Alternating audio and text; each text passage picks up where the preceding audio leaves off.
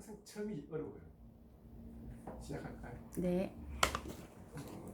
이번 강의는 이제 우리가 이제 데카르타를 하는데, 사실은 우리가 이제 그 형식상으로는 데카르타를 이야기할 때 근대 철학 이렇게 이제 그런 다음에 근대 철학의 어떤 시초 뭐 이렇게, 사실은 그 점을 우리가 이제 조금 더 정확하게 이해를 할 때 그냥 좀 도식적으로는 그냥 그 데카르타가 합리주의적인 어떤 그 계열로 우리가 이해가 되고, 또 실제 우리가 그 지금 데카르타 철학 속에는 거의 그런 어떤 합리주의적인 어떤 그 경향이 많지만, 또 데카르타를 또 다른 측면에서 보면은, 그러니까 우리가 그 데카르타의 어떤 그 중요한 그 인간에 대한 어떤 그 파악 자체가 정신으로 보고, 그 정신이라는 것 속에 굉장히 많은 그 의식 작용의 어떤 그 구성 요소들이 이제 들어가 있는데, 이게 이제 조금 여러분들이 조금 더 풍부하게 정확하게 조금 우리가 이제 알아야 될 게, 이 정신이라는 그 데카르타의 어떤 그 개념은 이 속에 이제 여러 가지 이제 그 구성 요소들이 포함이 되는데, 그게 이제 제일 첫 번째가 우리가 이성이고, 이제 그 오성 이렇게 되죠. 그러니까 이게 소위 말하는 그 자연의 빛, 자연의 어떤 그 빛 이렇게 해서 이제 이성 오성. 그러니까 이걸 강조를 해버리면은 사실은 데카르트한테 합리주의적인 어떤 그 경향이 나타나고, 그건 또 많은 사람들이 이해했는 어떤 방식으로 우리도 또 그렇게 이해의 어떤 그 공유를 할 수 있어요. 그러나 또 이 데카르트가 파악하는 어떤 이 정신의 어떤 그 포괄 그 요소 중에 또 어떤 것들이 있는가 하면, 의지, 이 감정, 그런 다음에 뭐 지각은 당연할 거고, 의식 전체의 어떤 그런 거니까. 그리고 뭐 또 우리가 이제 더 그런 게, 꿈도 어떤 특수한 어떤 의식의 한 형태라면 꿈 같은 것도 우리가 이제 포함되는. 그래서 데카르타가 이 정신이라는 거를 속에 단순하게 그 오성적인 어떤 그런 측면에 뿐만 아니라 여러 가지 인간 의식의 어떤 여러 가지 이 측면들을 고려해서 그 전체를 어떤 정신으로 이해를 하는. 그래서 이 각각에 대한 어떤 그 의식 작용의 어떤 것들을 어떤 식으로 이해하느냐에 따라 가지고 우리가 데카르타를 합리주의자로 볼 수 있는지, 또 아니면은 좀 일종의 그 어떤 실존주의의 어떤 그런 선구적인 어떤 그런 요소들이 이 속에 들어가 있는지에 대한 것들을 우리가 파악할 수 있어요. 그래서 이 각각을 이해하는 데는 사실은 데카르타를 굉장히 포괄적으로 이해를 해야 되기 때문에 좀 어려워요.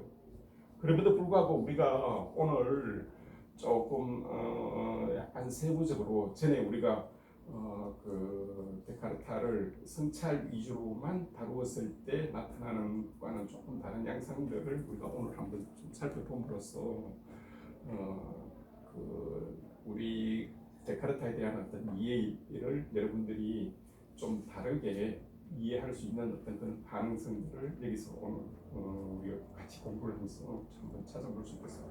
우선 데카르타가 전통 철학, 특히 이제 스콜라 철학하고 다른 가장 그 중요한 그라고 어떤 하나의 전기를 이루는 것은 뭔가 하면은, 보통 이제 우리가 그 중세나 스콜라 철학 혹은 근세 철학자들은 이 자연을 탐구를 하고, 이 자연 자체 내에 그 어떤 힘 같은 게, 말하자면 일단 또 숨겨진 어떤 힘 같은 걸 있어서 우리가 철학을 한 대상을 이야기를 하고 추구를 하고 그 철학적 어떤 그 사유를 한다라고 할 때 이 자연 자체에 대한 어떤 그 연구를 그 당연하게 여기고, 이렇게 되면은 무슨 현상들이 일어나게 되는가 하면은, 가령 우리가 이제 예를 들어 아리스토텔레스 같은 경우는 그 개체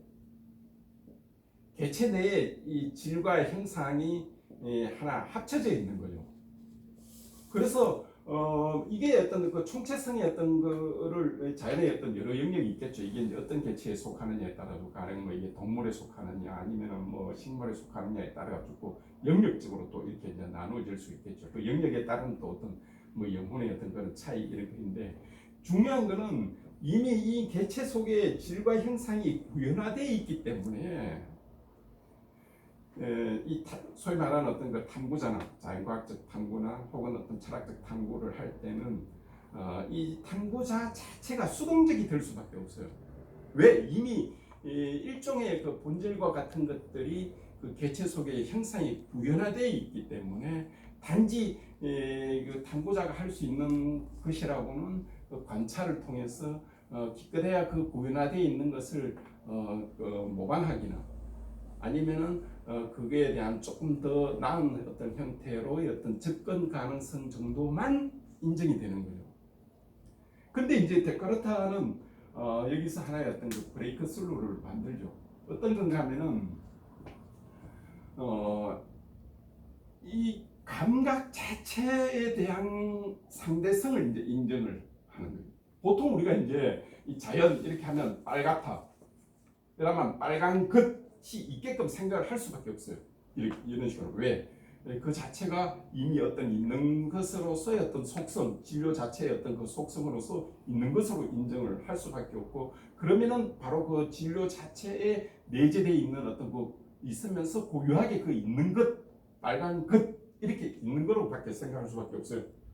근데 데카르트는 그게 아니라고 보는 거예요. 우리가 빨간 것, 뭐 파란 것 아니면은 또 이렇게 부드러운 것 이런 거는 감각에 나타나는 즉 이때 감각이라는 건 우리가 감각 작용이죠. 감각 작용에 의해서 촉발되는 방식으로 즉 연계되는 방식에 의해서 나타나는 어떤 상대적인 것에 불과한 거죠. 그러니까는 조금 요 문제를 조금 더 다르게 이야기하면은 빨간 것이 빨갛스름하다. 또 어떤 사람한테는 볼고스름하다. 완전 짱으로 붉다. 이런 방식의 어떤 상이한 방식으로 그 감각의 어떤 그 그때의 어떤 위치 상의 뭐의 어떤 상황에 따라 다르게 주어지는 어떤 방식으로 관계를 맺게 되는 거죠. 그렇게 돼버리면은 이렇게 그 의식 작용, 즉 감각 작용에서 나타나는 어떤 방식으로 떼버리면 여기 이 자연에 대한 어떤 그 속해 있는 어떤 그걸로서 보는 게 아니라 감각 자체에 나타나는 걸로 보면서 자연을 넘어서서 인간한테 의식 작용으로 올 수 있게 되는 거예요. 이 의식 작용으로 올 수 있게 되는 거는 이제 결국은 의식이라는 거는 그 감각 작용이라는 것은 그 데카르트한테는 어떤 정신의 어떤 한 부분으로서의 어떤 지각에 속하는 거니까 곧 바로 인간의 어떤 의식 작용으로 넘어오게 되는 거죠. 이 말은 다시 다른 말로 하면 무슨 말인가 하면은 내 속에서 세계를 관찰함으로써 세계를 이해를 하는. 보통 우리가 이제 이렇게 이해를 하지 않고 이런 어떤 의식의 어떤 방식으로 이해하지 않을 때는 자연을 우리가 묘사를 하기나 자연에 대한 어떤 그 기술을 하는 어떤 자연에 대한 어떤 혹은 세계에 대한 어떤 것을 자꾸 기술을 하고 묘사하는 방식으로 자연에 대한 어떤 이해의 방식을 할 수밖에 없는데 이 감각 자체가 나타나는 것으로서 파악함으로써 자연 자체를 넘어서서 즉 자연적에 향해진 어떤 태도를 인간 의식 즉 정신으로 향하게 함으로써 인간 의식 즉 정신 작용을 살펴봄으로써 이 속의 세계를 살펴봄으로써 이 속에서 세계를 파악함으로써 세계를 이해를 하게 됩니다. 그게 데카르타가 왜 근세의 어떤 철학적 사유를 했고 중세나 혹은 고대의 어떤 그 사유 방식과는 다른 방식으로 했는가가 여기서 이제 나타나는. 쌤들 이거 이해가 됩니까? 이해가 안 되면 중간중간에 괜찮아요. 이게 조금씩 더 세부적인 어떤 설명을 요구를 하면 제가 또 다시 요 점을 이해를 하는데 요걸 이해하는 게 굉장히 이제 좀 중요한.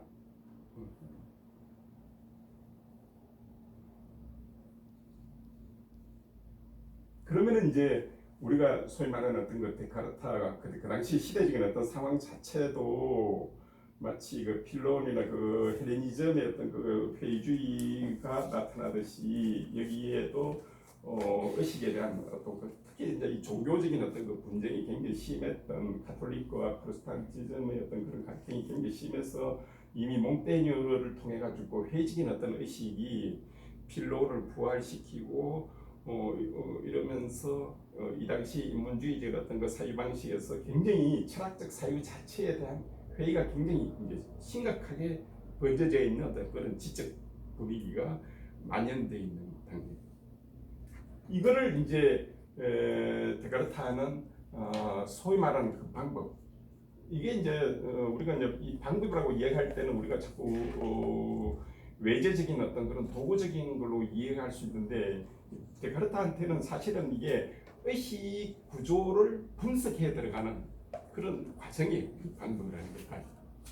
그래서 이제 방법적 회의를 이렇게 하는데 여기서 이제 첫 번째가 그 당시 어떤 철학적인 어떤 경향을 어떤 그 비판을 넘어서서 이제 의식 자체를 이제 분석을 하는데 이 분석에서 이제 감각작용을 이제 분석하는데 여러분들이 제가 이제 이 감각작용을 자주 이제 감각이라는 이야기를 많이 분석하고 필론에서부터 이전에 이야기를 여기에 대한 어떤 여러 가지 어떤 걸 나타난다고 하는데 사실은 우리 지식의 한 8, 90%가 사실 이 감각에 근거해 있는 종류의 어떤 지식이기 때문에 이 감각에 대한 이해를 어떻게 하느냐에 따라서 거의 모든 종류의 어떤 그 지식을 소위 말해서 이렇게 다시 반성하고 그 지식의 어떤 위계를 정해줄 수 있는 거예요. 그래서 이제 자꾸 우리가 감각 이제 이렇게 이야기를 하는 거예요. 그러니까 이 감각을 떠나가 있는 어떤 종류의 그 학문은 아주 순수하게 몇 개 안 돼요. 뭐 순수하게 역학, 뭐 기하학, 대수학, 뭐 이런 정도의 아주 몇 개밖에 안 되는. 그 이외의 나머지는 다 그래도 어떤 형태로든 이 감각에 근거해 있는 종류의 어떤 지식의 어떤 거기 때문에 우리가 이 감각을 굉장히 그 중요하게 다루고 이걸 제일 이제 처음에 다루는 거죠. 근데 필론 같아서는 여기서 이제 끝나는 거죠. 사실은 왜 감각에서 다르게 나타나니까. 감각의 가장 그 특징은 뭔가 하면은 어떤 감각 A와 감각 A를 교정해 줄 수 있는 그 기준이 또 다른 감각의 B에 의해서도 교정이 될 수 없는, 말하자면 서로의 어떤 상대성 때문에 감각은 늘 그 자체의 어떤 종류, 즉 감각의 종류에 의해서 어떤 기준점이 나타날 수 없는 거죠. 거기에 이 감각 자체가 갖고 있는 어떤 기본적인 어떤 그런 한계성이 이제 있는 거죠. 그래서 이제 우리가 감각이 나타나는 것 자체는 어느 하나라도 늘 그렇진 않아요. 왜냐하면 마지막도 데카르타도 나중에 다시 이제 보고를 해주죠. 실제로는 어느 정도는 우리가 감각적 지식에 근거해서 살아가는 거죠. 그건 유용성의 어떤 차원인데 단 하나라도 감각에서 오류가 날 수 있다면 왜 데카르타가 했던 이야기로 되돌아가 보면은 멀리 있는 어떤 그 종각이 네모나게 보이는지 동그랗게 보이는지에 대해서 그 거리의 어떤 그거에 따라서 어떨 때 착각을 많이 우리가 이제 일으키죠. 그래서 이제 그 어느 하나로도 어떨 때는 그게 둥글게 보였는데 실제 가 보면은 그 네모진 어떤 그런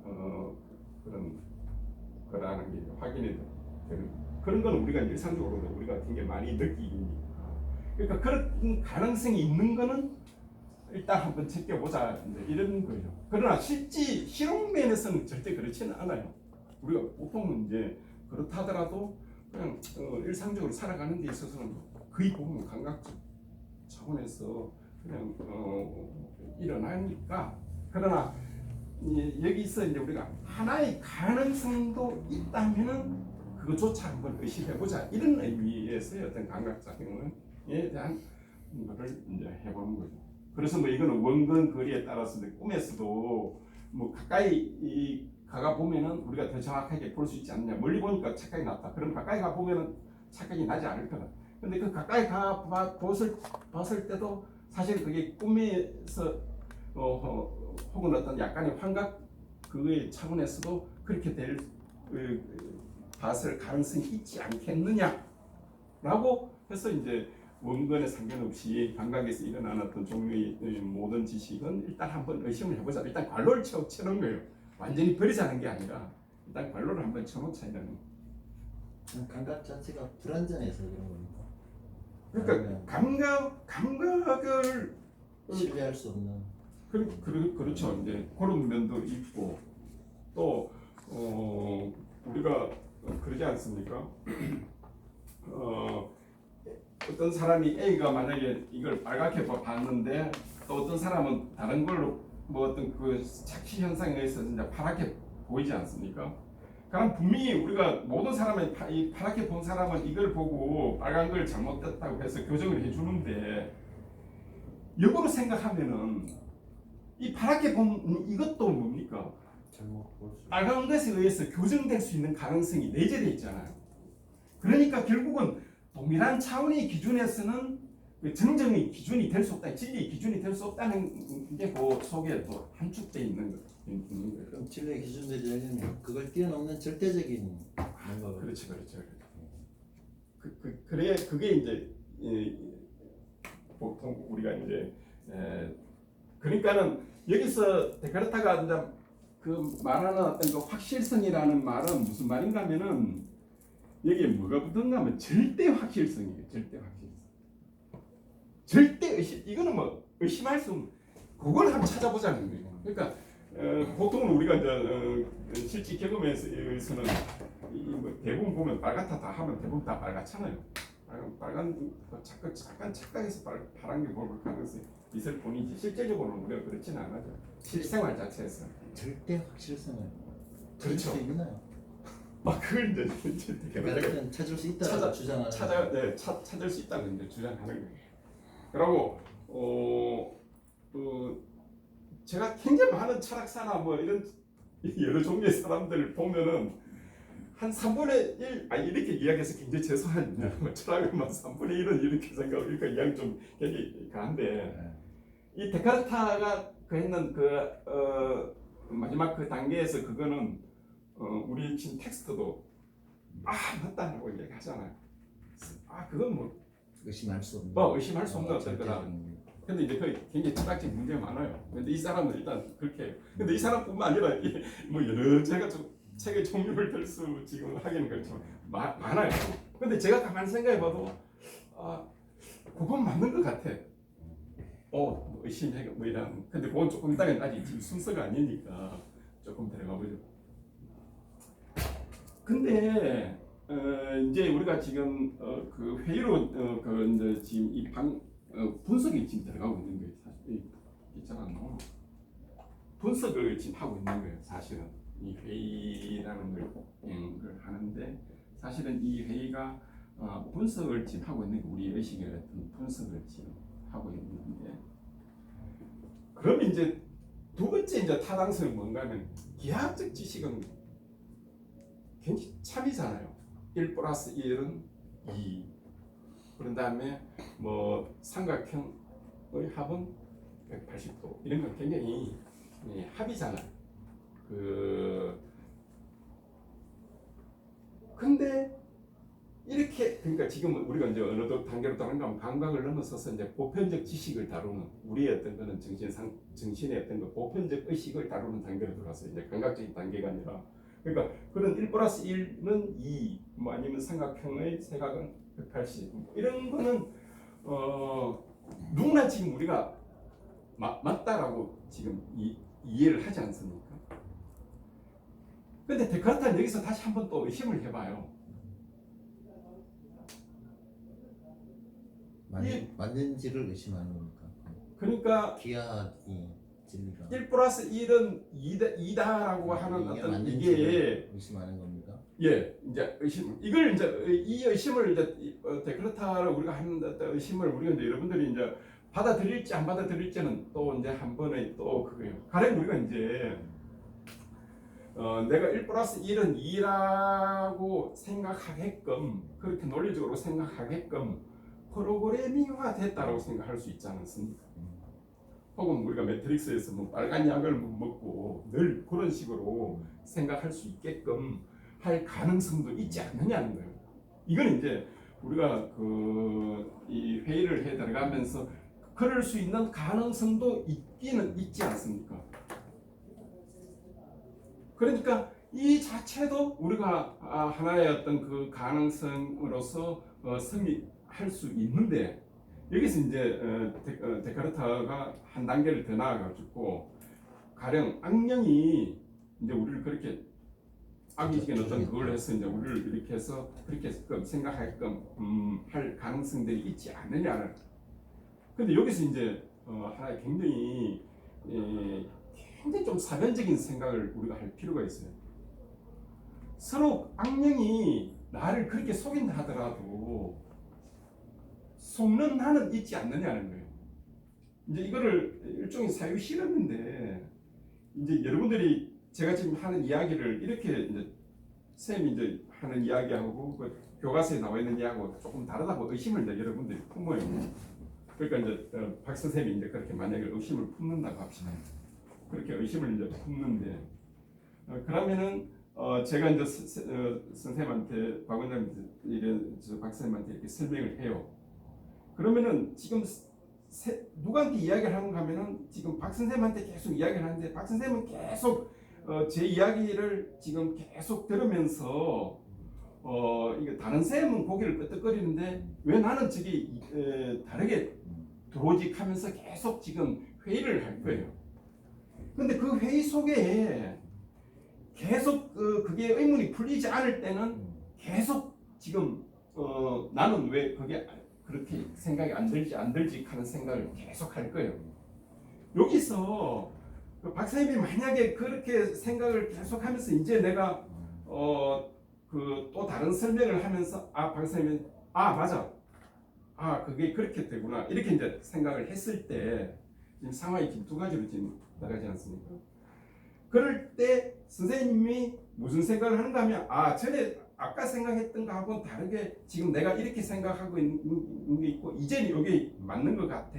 그러면서 선생님이 그 생각을 이전에 선생님하고 지금 내가 이렇게 생각하고 있는 거를 스스로 이제 생각을 하는 거를 느끼는 게 바로 이제 사유작용이 활동하고 있는지. 데카르트가 이제 이야기하고 싶은 거는 그 이야기인 거예요. 누군가 악령이 나를 속인다 하더라도 혹은 내가 지금 이 회의하고 있는 이 과정 자체가 전부 다 아니다라고 이렇게 해 나가더라도 그 해 나가는 나는 있지 않느냐는 거예요. 사유 활동은 존재한다는. 그렇죠. 사유 활동은 그걸 이제 지금 그건 의심할 수 없지 않느냐는 거예요. 왜? 내가 잘못 이해를 하고 혹은 내가 그걸 하더라도 그 사유하는 그 작용 자체는 어떤 형태로든 아주 자명하게 있을 수밖에 없다. 이제 여기서 이 문제는 굉장히 어려운 문제예요. 지금 쌤 지금 사유작용 이거를 이제 이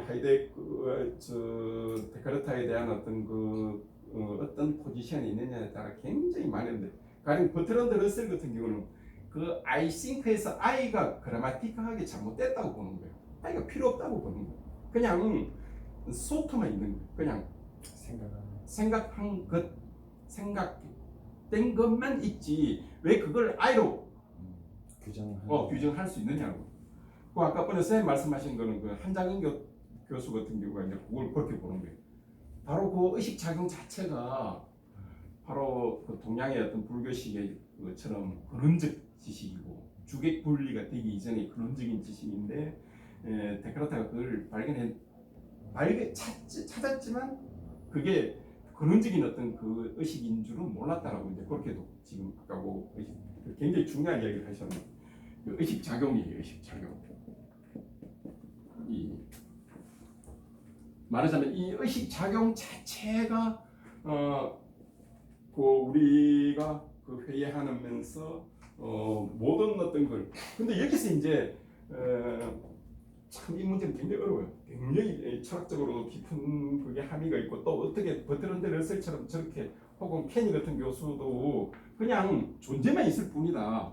그냥 I think를 하는 게 아니라 그냥 존재만 연속될 뿐이다. 이렇게도 비판해요. 근데 이런 분석적인 어떤 사유에서 대부분 영미 쪽에서 그런 비판을 많이 해요. 왜냐하면 이 영미 쪽에서는 I를 굉장히 I를 할 수 있는지 없는지에 대해서 굉장히 주의를 많이 하는 그런. 근데 여기서 사실은 데카르타가 이게 왜 I인지 이게 나인지를 사실은 밝히지 못했어요. 논리적으로 찾긴 찾았는데 그 I를 찾기 위해서는 이 I가 그렇게 성립하기 위해서는 여기에 뭐가 지금 들어가줘야 되는가 하면은 뭐가 있어야 되는가 하면 이 동일성이 들어가줘야 돼요. 요거는 이제 조금 이따가 우리가 이제 해석을 조금 2부에서 다시 조금 더 한번 그 의식을 논의를 할 때 조금 더 이제 조금 깊게 한번 이야기를 해봐야 됩니다. 그래서 그 절대적인 어떤 그 명료성, 에비덴트한 거를 바로 이 나는 사유한다, 고로 존재한다는데 이 사유와 존재의 어떤 그건데 이때의 어떤 그 사유 자체 속에 이 존재가 근원적으로 가질 수 있는 어떤 그런 건지에 대해서는 사실은 굉장히 많은 우리가 데카르타를 해석을 할 때 여러 방식인데 이걸 만약에 I라고 인정을 하고 했을 때는 바로 이제 합리주의 전통으로 이제 나가게 돼요. 왜? 이 I 속에 구조가 뭔가 하면은 선험적 의식이 들어가요. 선험적 의식. 선험적 의식이라는 건 뭘 말하는가 하면은 우리가 이제 아주 과하게는 생덕적 관념 이렇게 이야기하는데 이 지금 합리주의의 어떤 그 경향을 나아갈 수 있는 어떤 그 가능성이 이미 이 의식 작용 속에 선험적 의식의 어떤 작용이 그 내재되어 있는 어떤 방식으로 파악을 할 때 이때 선험적 어떤 의식이 내재되어 있는 어떤 방식으로 파악할 때는 바로 이제 합리적인 어떤 방식. 그럴 때는 이제 결국 뭡니까? 세계를 뭡니까? 파악할 수 있는 이게 이 의식의 이 I 혹은 이 의식의 어떤 그 작용에서 가능하다 이렇게 돼서 그 소위 말하는 그 합리주의적인 어떤 그 전통으로 나아갈 수 있죠. 근데 그렇지 않고 이 의식과는 다른 저 I를 인정하지 않고 바로 이 감각 작용에 주목을 하고 바로 요거를 조금 더 그 논리를 더 중점을 그러니까 제가 말하는 중점이라 여기 말하는 중점이라는 건 이거는 그냥 어떤 그 우리가 나누는 어떤 개념의 어떤 그런 번들 이렇게 보고 이 작용 자체가 바로 근원적인 어떤 그 인식의 어떤 근원이라고 볼 때는 경주로 나가게 돼요. 바로 요 참. 그래서 이 데카르타 철학 내에는 그 뒤에 비중을 두느냐에 따라 가지고 아예 관념론, 즉 합리론주의로 나갈 수가 있고 또 경험주의로 나갈 수 있는 색이 이미 이 데카르타 자체에 내재되어 있는 거예요. 그래서 이제 어느 누구는 이렇게 비유를 해요. 데카르타 철학은 그 모래시계에 있지 않습니까? 그러니까 고대 중세가 이 데카르타를 거쳐서 이 현대 뭐 이렇게 또 이해를 해요. 요 길목을 데카르타의 어떤 본체. 근데 어느 경향을 어떻게 보느냐에 따라 있고 또 아까 보니 제가 이제 처음에 서두를 했듯이 이게 의지를 강조를 할 때는 이 의지와 오성의 어떤 그런 그걸 할 때는 그러니까 의지가 더 근원적으로 이 인간 오성을 근거 지어준다고 팔아갈 때는 이 속에 이미 데카르트 철학 자체 내에서 실존주의적인 혹은 우리 그런 경향들이 이 속에 이미 내재되어 있어. 이게 어떻게 하냐. 그래서 데카르트 철학 자체가 단순하게 그 폐쇄적인 합리주의의 어떤 원조로서가 아니라 그 자체 내에서 굉장히 의식의 어떤 여러 가지, 즉 정신의 어떤 여러 가지의 어떤 그 구성 요소를 어떻게 파악을 해보느냐에 따라 가지고 여러 경향들이 나타날 수 있는 시학들이 여기에 이제 다 내재되어 있다 이런 걸 이제 여기서 우리가 이제 해결하고 관련해서 혹은 현대 철학과 관련해서 굉장히 여기 이제 중요한 점이 나와 있어요. 여기 지금 문제가 지금 여기 포함되어 있습니다. 우리가 이제 이 문제 I라는 문제가 왜 굉장히 중요하고 이게 현대 철학에서 여러 형태로 극복의 어떤 형태로 나타나는데 그 중에 하나가 이제 이 해겔 같은 경우가 바로 이 데카르트 철학 자체에 내재되어 있는 이 문제를 존재 범주나 혹은 그 정신현상학에서 이 극복하려는 말하자면 상호 주관성적 어떤 그 관점에서 극복하려는 어떤 한 시도예요. 해겔 자신은 이거를 상호 주관성 이런 개념을 안 쓰지만 그 속에 이미 이 데카르트가 갖고 있는 이런 어떤 자아, 즉 유아론적 어떤 자아의 어떤 그 가능성들을 넘어서려는 어떤 시도들이 이제 해겔한테 나타나요. 그래서 이제 우리가 제일 하이라이트가 우리 공부의 제일 하이라이트가 바로 해겔 정신현상의 어떤 그 인정 문제를 하고 그 다음에 해겔 철학 전체에서 갖고 있는 어떤 그 의식의 어떤 전개를 해겔은 어떻게 이 근세적인 어떤 근원적인 문제점을 해결식으로 이제 극복하려는가 우리가 공부의 마지막에 가서 그 종착점에서 이제 이렇게 공부해 볼 수 있는 점이에요. 아직 지금 이야기 지금 한 중간 과정에서 지금 아직 맺어져 지금 중간 과정에서 지금 멈춰져 있고 이제 조금 있다가 우리가 다시 이제 더 이 문제를 더 그 방법론과 관련해서 끝까지 논의를 하면서 여기 어떤 문제들이 굉장히 많이 내포되어 있는지를 우리가 공부를 조금 더 하기로 하죠. 예.